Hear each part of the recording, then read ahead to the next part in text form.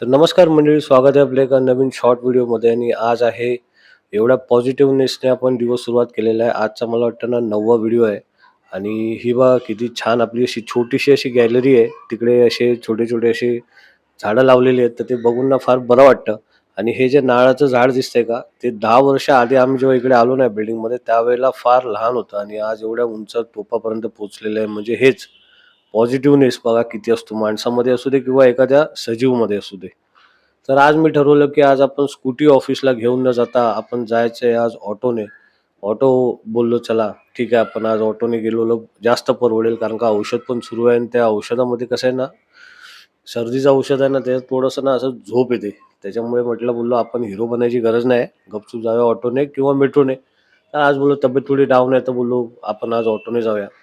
आणि डायरेक्ट आलो ऑफिसमध्ये. ऑफिसमध्ये आलो तर बघतोय तर काय तर सिस्टम आधीपासून चालूच होता. आणि सिस्टम थोडासा लॅग होत होता.